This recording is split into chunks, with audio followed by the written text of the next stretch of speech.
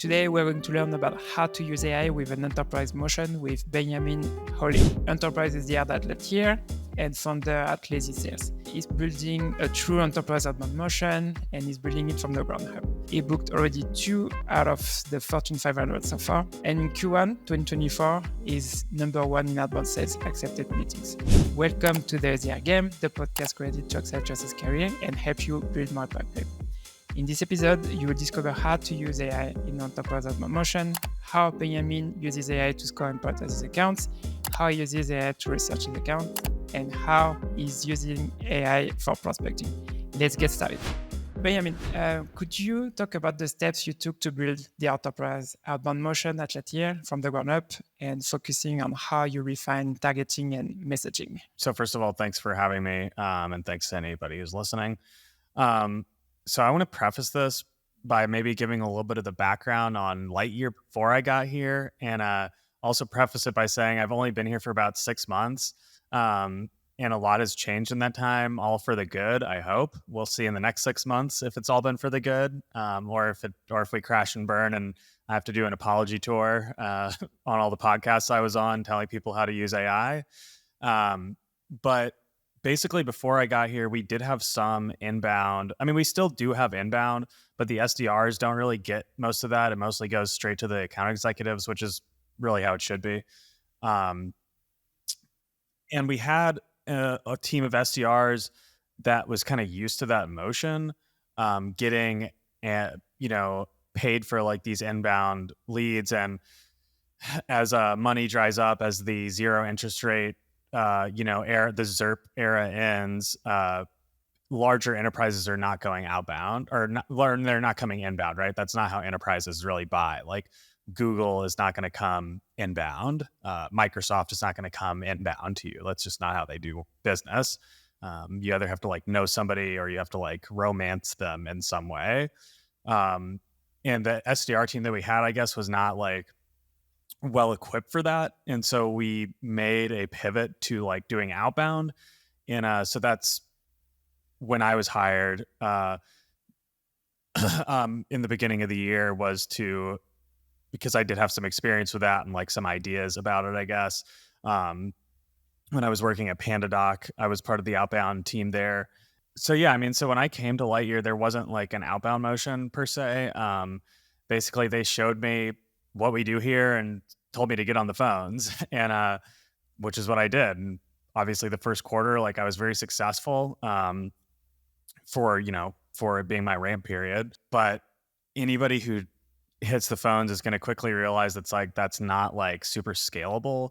And I'm still on the phones like every day. Like I get the majority of my success from the phones, but there's all these other things that we're like building and like having a little bit of success with. And if we can like scale that stuff up, then the company will be like a unicorn software company. Like that's the only thing stopping us right now. Like we have an amazing product and an amazing team. The only thing that's stopping us from becoming a unicorn tech company in the next 2, 3, 4, 5 years is a sustainable outbound pipeline. That kind of takes me to today. Like, what are we doing? Like as far as refining messaging, we're doing some really basic stuff, and then we're doing some other not so basic stuff, like running email campaigns with like particular pain points.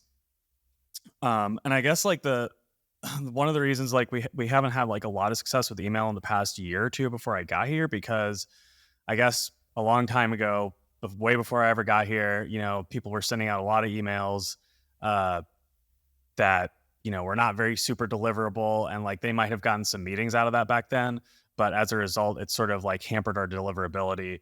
Our email server, I don't think, was ever like truly set up properly. And so like these are the kinds of little issues that I'm hoping to rectify.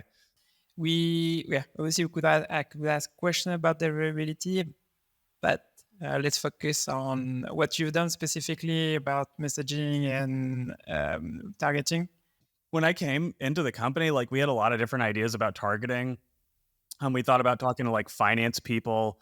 And I guess to give a 10-second overview about Lightyear, it's too complicated to like explain to somebody who's not in this world. But basically, we help IT teams better manage and procure network inventory services. So that's like internet telecom services to their retail locations or their offices or whatever, because the way people do it now, it's like a total nightmare. Or you have to hire like a managed service provider company to like come in and do it for like a very high fee. And we have a software platform that automates all that. But like we thought about like reaching out to like CIOs and finance people and CFOs, because we thought, oh well, they'll care about this kind of stuff, and like sometimes they do, but CFOs definitely don't care. People in procurement think that we're trying to like take their jobs, and I don't want to say that we are, but we are automating a large part of the procurement process. But most of the people who work in procurement don't actually buy IT assets. Most of that is all left up to the IT team. So like all of these people, this morning I had a chat about IT project managers who I don't think are a good target for us, but like they're on all of our accounts. Like, in Salesforce, if you go into any of our accounts, there'll be like IT project managers in the contacts. And what I'm trying to do right now, and what I've had a little bit of success with, is being incredibly selective about the people that I reach out to. If they don't exactly match like who I want to talk to, like I'm not talking to them, I'm not calling them, I'm not enriching their contacts, I'm not spraying and praying. Like I think, sometimes you can have some success with that, but the people who I reach out to are not talkers. They do not want to talk to you. They're trained specifically not to talk to you at all. So like I need to maximize my time. And, one of the things that I've done is I have a lead scoring table in Clay, and it's nothing like super sophisticated. Basically, it just pulls the LinkedIn information, and there's just a little AI prompt. It says, has this person ever done network engineering? Have they ever been involved in network engineering or telecom in the past? And then it gives me like a 1 to 10 score on how likely they are to like have been involved in that and like have some experience in that. And if it's like a 2 or a 3, like I'm probably not going to call that person, because maybe their title is like IT, I don't know, IT director, but that could mean like a million billion different things. Like in some companies, like they're like they're software directors, even though their title is information technology. At least you don't need to check all your profiles one by one. You can use AI to do that for you, and then you can rank the titles inside the account. Yeah, listen, I still do like I don't have all 2,000 contacts or whatever that I'm currently engaging like in this table. So a lot of times I am doing this stuff manually, and I actually think doing it manually to a certain degree is probably still good, because you do want like that feedback loop, and it gives me different ideas about what to train the AI on and stuff like that. And we're still early into this. Like we're like 4 or 5 months into like actually applying these processes at Lightyear. So yeah. And before we go deep on leads, let's focus on the account prioritization, because I know when we are preparing the episode, you were talking about that specifically. How do you use AI or Clay to prioritize your accounts to make sure you're focusing your time on the right accounts?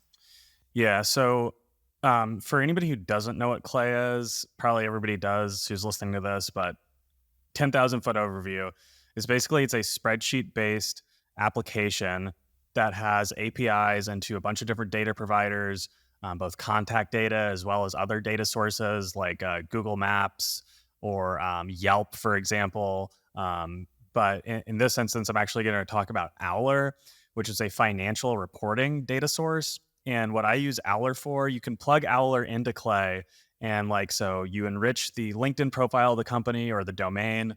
And then Owler will then use that domain to grab information from their database and input those answers straight onto your Clay table.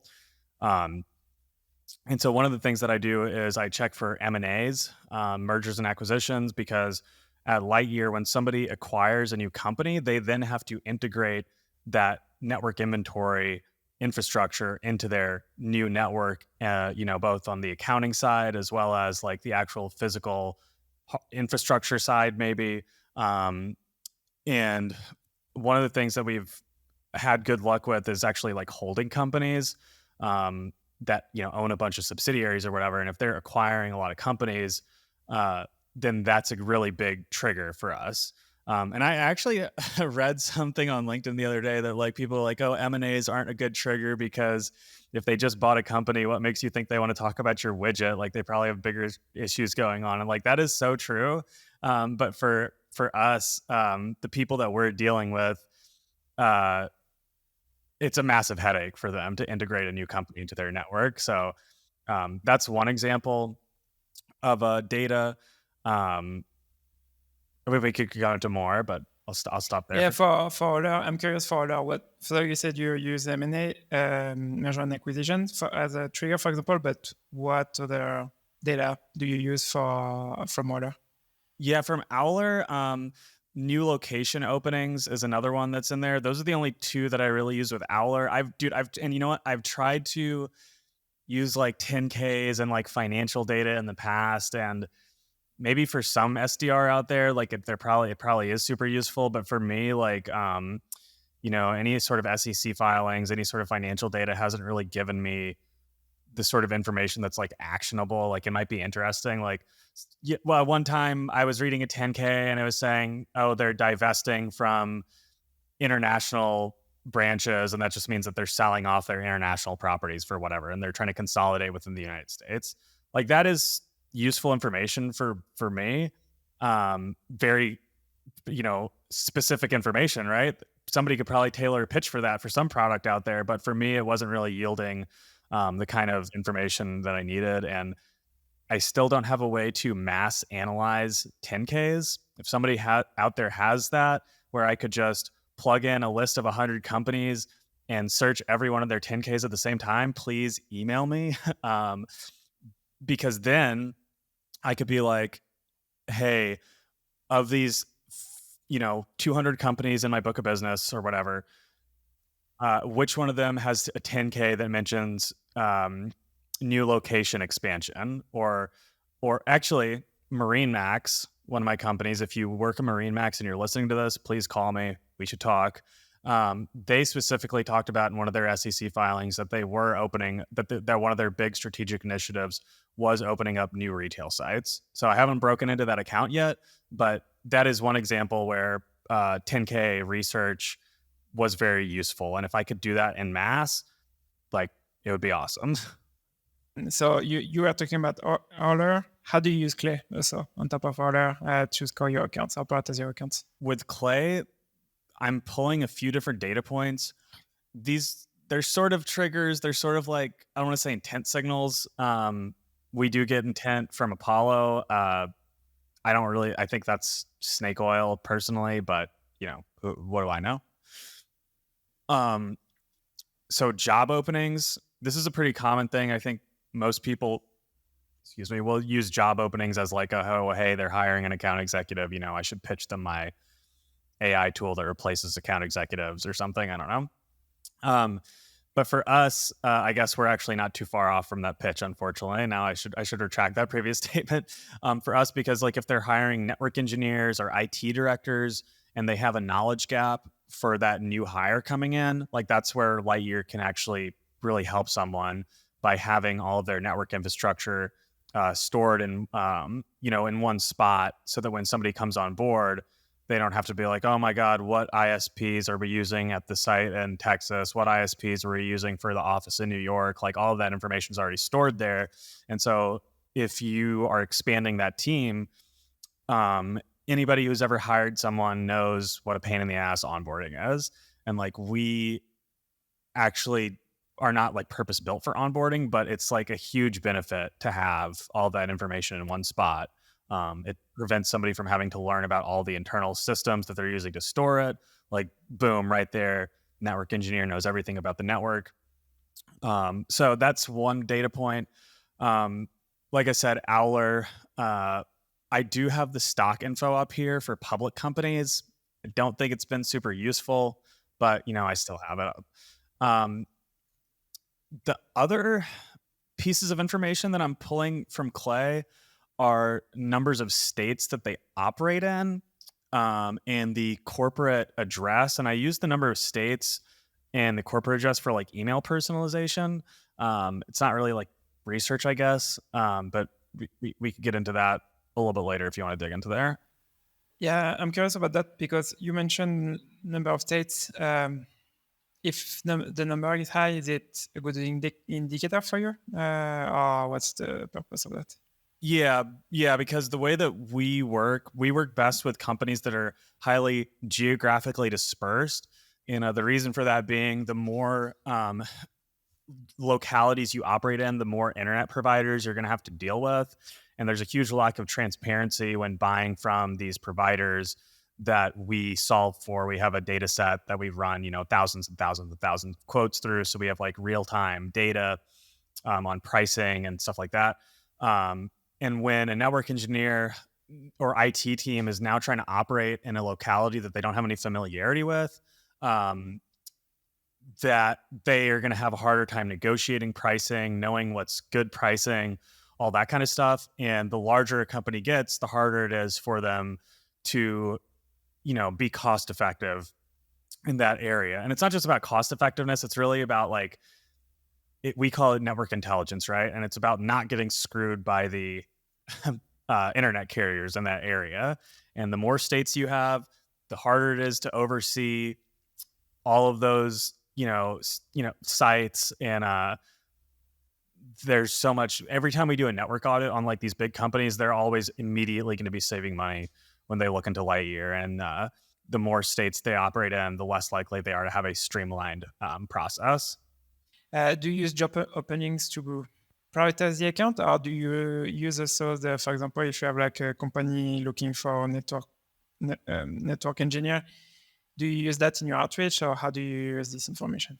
Yeah, I haven't used it in outreach yet. I really just use it to prioritize my accounts, and I'll tell you what the reason I have to prioritize my accounts is because I get like 80 new accounts a month or something like that, way more than I'm ever going to be able to like action. And so every month, pretty much, I like load up this list of all my accounts and look for these triggers, and I'll start putting a lot more work into like the top 10 or 15 accounts. And I prioritize it based on things like, job openings for IT people, right? I mean, I have emailed people and been like, hey, I noticed you're hiring network engineers, and IT guys are weird. Like, I feel like if they if they think that you know too much about them, you're like a threat actor. So I try not to like tell them about all the research I've done, unless it's like publicly available information. And technically, job openings are publicly available, but they're just weird guys. So I don't want to set off any alarms. Let's focus on what you use in your research. So now you are talking about use for prioritize your account companies where M&As, new locations, job openings, and sometimes 10Ks. Sometimes when you reach out to an account, what do you use? This past month, I've sort of moved away from using triggers as much, like in my specific, like my messaging and my outreach. This month, what I've been doing is sending out a bunch of emails with very hyper personalized location information. So the email reads like, hey, John, did a little bit of research on you guys. Noticed y'all have about 57 sites in however many states. That's just what I could find from my research. Does it ever get difficult to manage that? Oh, and by the way, if you want to know who the last mile provider is at the Houston site, I'd be happy to forward that information over to you. Can I send it? So this month I've been this is sort of like a newer initiative, I guess. Like I'm trying to use hyper-specific location data to show that I've done some research. That's all automated, right? Then I'm offering something that only we can offer, and I've gotten some good responses since I've been sending these out. And it's almost like a lead magnet for network engineering teams, for IT infrastructure teams. So like I pull the number of sites and put that into the email. The email is templated. Like I don't really trust the AIs to write my emails just yet. Maybe soon. And I pull the city I find all the locations for that company, and I put in the location closest to the person that I'm emailing. So like if they're in like Houston and they're a network engineer and there's a site in Dallas, chances are they are somehow responsible for that site. That's my theory anyway. Not a validated theory, but we're going to find out. This is how you find out, right? Like you just got to ask.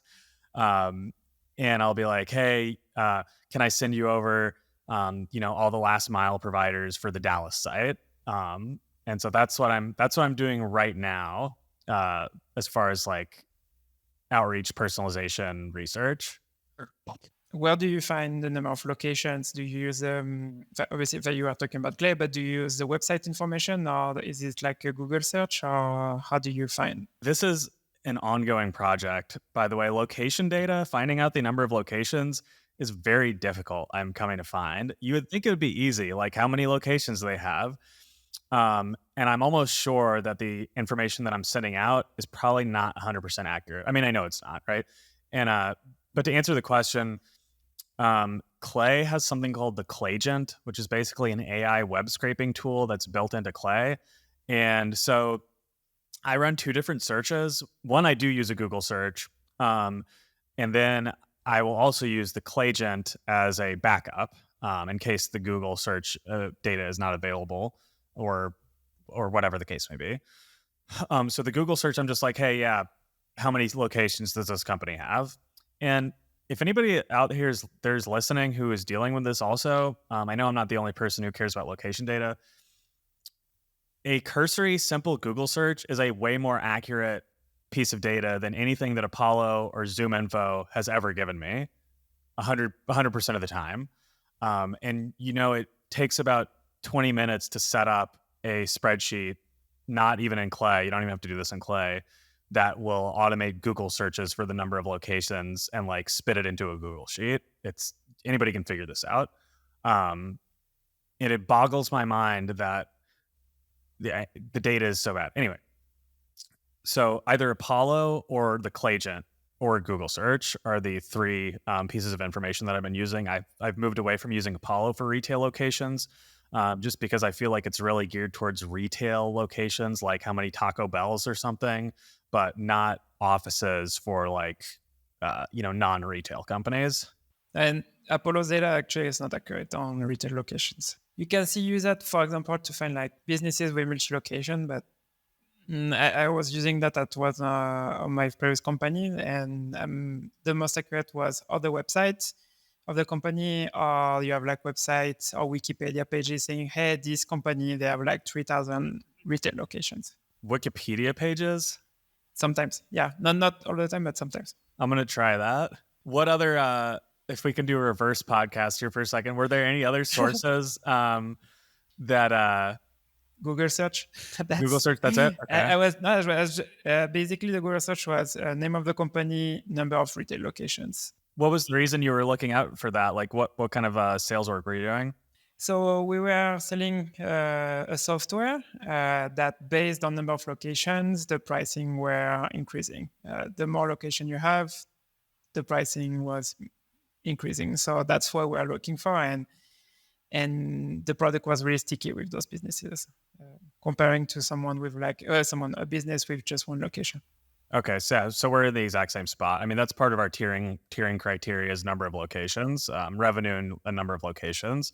So I might have to chat with you more about that offline, unless that was the whole thing. If there's not more to say. Yeah, no, we can definitely. But yeah, Google search. But I was trying to find a way on Clay to automate that, but someone tried to help me on LinkedIn, but unfortunately, it was still a manual search. But there's actually websites out there that specifically track franchise location data, so it wouldn't be applicable to everything. Shout out to Chris Horton, who explained this to me. And my crazy idea that I have is maybe to get an API into a couple of these different sites like that. Craft.co is one that allegedly has pretty good location data on office sites in particular. Oh yeah, actually that's right. That's the website they shared with me, but that was more for the office, and I didn't need the information for the office, but the number of retail locations instead. So that's why. Craft.co, yeah, it seems to be good from what I've seen. The other one that I have not tried because I'm not willing to spend the money on this, but some other rich guy should totally go do this and then report back to us, is the Google Maps API. I believe I have a strong hunch that the Google Maps API would be the most accurate data source. The problem is that it's $200 a month plus, API charges. So I'm not willing to spend that much money on it yet. I'm going to convince my boss to do it though. What do you want to do with that? Is it like, do you want to type the name of the company and you scrap the results from Google Maps and you get the number of locations, or? In Clay, you can connect different HTTP API polls to the table and give it specific commands. So I'd plug in the API into the Clay table, and I would request that it search how many locations worldwide does this company have, and just have it spit out the an alphanumeric or a numeric result into another column. It'd be very simple. Gotcha. To go back on what you're saying about the lead magnet, could you share why do you talk about the last mile provider, for example? Why is it interesting for your persona? There's two types of connectivity. Type 1 and type 2 connectivity. I can't remember which is which, so I'm probably going to get fired. No, I'm just kidding. But one type of connectivity is a provider selling somebody else's last mile, and that's the physical cable in the ground that they are sort of reselling and servicing and charging you, for that. And the reason people do that is because if you are paying direct to every provider at the last mile at every site, you're going to get like 10 million bills. Like, no, you just pay Spectrum. They charge you, 30% over market rate, and screw you. I'm just kidding. But they do kind of, usually not 30%, but, and for the convenience of getting one bill. And for type 2 connectivity, or whichever the other connectivity is, that's buying straight from the person who owns the last mile, the physical cable in the ground. You're going to get better pricing. Chances are you're going to get better service most of the time. And there's a bunch of other things that can happen when you are buying from an aggregator or a third party that I won't get into. And so the reason somebody would want to know who the last mile provider is, they need to know that if they're actually paying for cable that company owns, or if they are getting, charged way more. There's some, like I said, there's some servicing issues that can potentially come up. And so somebody who is auditing their network, or who wants to have the most clean network and up-to-date network information, is going to want to know that information. And it's very, very difficult. I don't want to say very difficult. It's very time-consuming to try to get that on your own. And so from a lead magnet perspective, it's information that our platform has aggregated over the past, 4 years that we could give away for free. And it might make somebody's, and I mean, it does, like from the results of this campaign that I've been running for the past couple of weeks, people want to know that information. I don't know if it's enough to make them buy anything from us yet, but we'll find out. Yeah, but that's a good reason also to talk to you. Obviously, we have to say yes to get the information, but also because I know in sales, we talk a lot about how you can book meetings with your prospects, but also we don't talk enough how we can bring them value. And that's one way to do that. So if it's, like you said, it's time consuming, if they want to do it on their own and you can provide them this information, that's definitely give you a chance to have a first conversation. I personally, I believe that any interaction that my prospects have with me should bring them some kind of value. I heard somebody say this, and I agree with this. I'm not there yet, but they said any interaction that you have with your customer should be valuable enough that they should want to pay you for just having a conversation with them.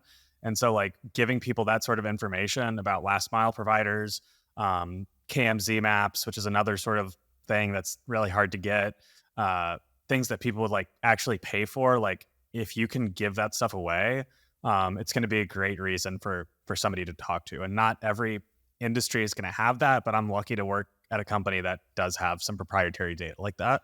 Yeah, because we're not here to talk about all the cold emails we can get that are just focused on the product or the service, but here you're also trying to give some value. So you said you don't use that much the triggers in your messaging because, as you said, your IT personas are weird in this sense. So, but could you share with us other use cases that you use AI for or Clay? Clay specifically, the other big thing that I'm using it for is just contact data enrichment.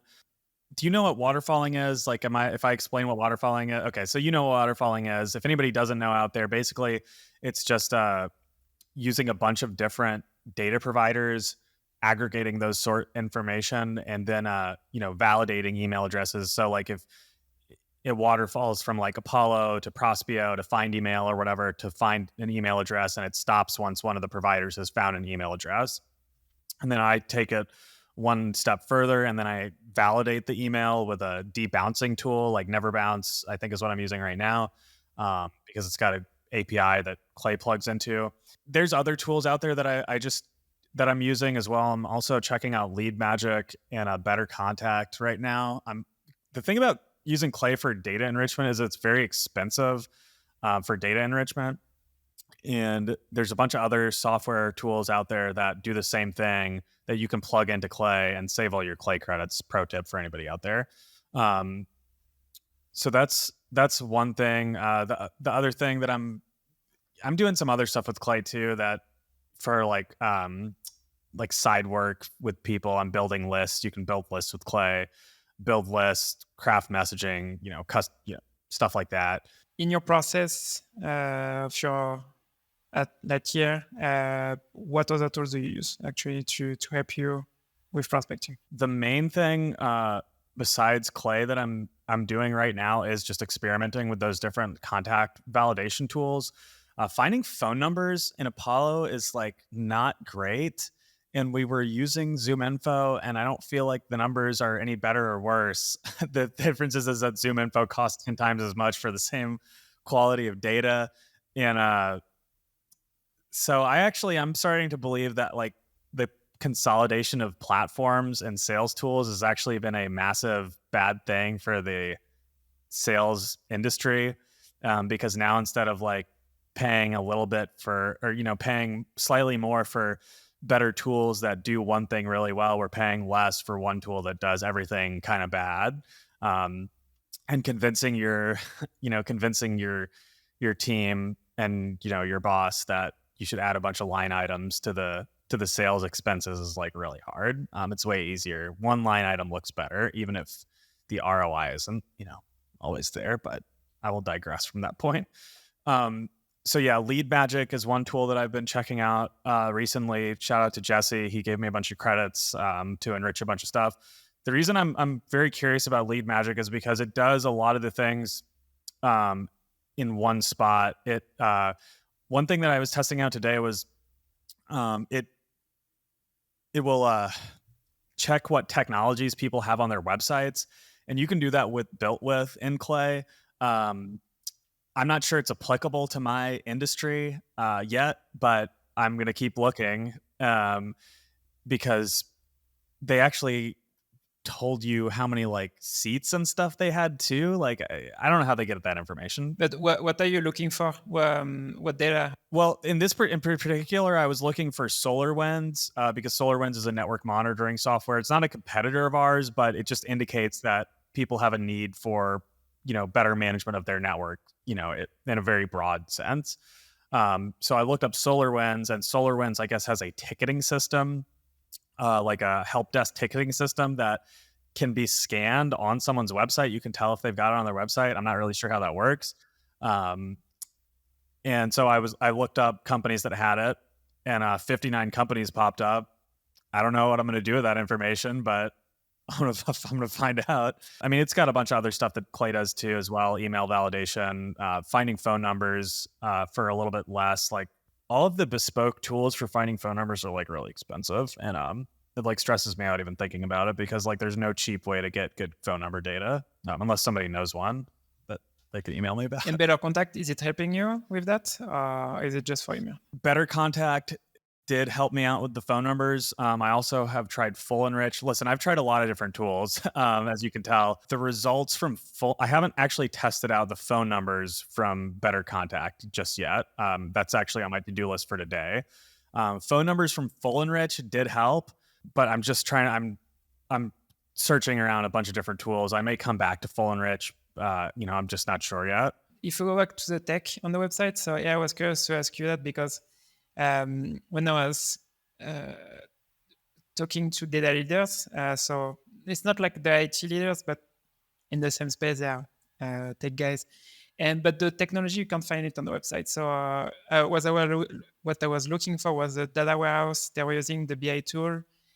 And unfortunately, on their website, you can't find that. So I was looking for Snowflake, Databricks, BigQuery, or Tableau, Power BI, those kind of tools. And so the only way I found was the job description of a job opening, for example, if they were hiring someone on the data team, or sometimes on the profile of the team, the data team.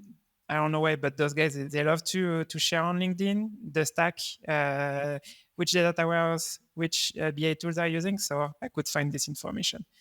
But I couldn't find like a better way than that because Bitweave doesn't work with that because the tech is not on the website. So yeah, so I also shared the tech stack from when I was at PandaDoc. I had the tech stack on my LinkedIn, and I did it so that if recruiters were reaching out to me, they would know what tools I have proficiency in. So I imagine that's they're doing something similar. And I've actually also done that same thing. The problem with over at Lightyear is that there's no software tool that if somebody puts it in a job description that it says, oh yeah, we got to reach out to these guys because they use whatever tool, right? Like if somebody uses Salesforce and I sell like but Salesforce widget, like, yeah, I'm going to reach out to them, right? There's nothing like that for us. SD-WAN, MPLS migrations, like those sorts of keywords are good for job descriptions. But this is why I like working here actually, because of all these unknown questions that we're trying to get answered. And this is the stuff that I actually, that I like doing. For me, it was two things. One is because we integrate with those tools. That was the first question. But two also is if the company, they have those tools, it means they call that the modern data stack. And if the company was using, like, for example, Oracle database or on-prem solutions, it was not a good sign. It was not a good account for us. So that was... Okay, because you guys are cloud-based. Exactly, we are cloud-based. And even though if they were just migrating to Snowflake, for example, we know that was not a good fit because they're just starting to be focused on the cloud. So they are too early in their process. So I'm astounded by the number of companies that are still having on-prem like installations for any of their business tool. It costs 10 times as much to maintain and you get 10% of the service level. Like it's crazy. I don't understand that. That's the topic for another conversation, I guess. Yeah. Actually, we are at the end of the conversation today. So thank you so much for being on the show today. But before we end the episode, do you have anything else that you want to share with the audience? Yeah, I'll just do a shameless plug for my own like little consulting side business that I have. First of all, thank you to everybody who listened. Thank you, Elric, for having me. It really means a lot to me. Shout out to Will Falkenborg, who recommended me. I'd like to thank my producer. No, I'm just kidding. If anybody is curious about Clay AI, automation for sales teams, particularly like founder-led, pre-seed teams who are trying to stay very lean, I do offer like coaching or, just to chat. Like, I'm always try to answer questions, and be helpful. You can find me on LinkedIn. It's just Benyamin with a motorcycle emoji. No last name, but I think if you look up Benyamin Holley, you should be able to find me, and it'll probably be in the show notes too. But that's it. Yeah. Thank you so much. And for everyone listening, see you on the next episode. If you enjoyed this episode, feel free to leave a review on Spotify or Apple Podcasts. So for Spotify, to leave a review, what you can do is you can use your phone then go on the Spotify app. Then you go to the SDR game page, and then at the top of the page, you can leave a review. It's a 5-star review if you enjoy the episode, obviously. And then if you are listening to this episode on Apple Podcasts, feel free also to leave a review on your app. Thanks for listening, and I see you on the next episode.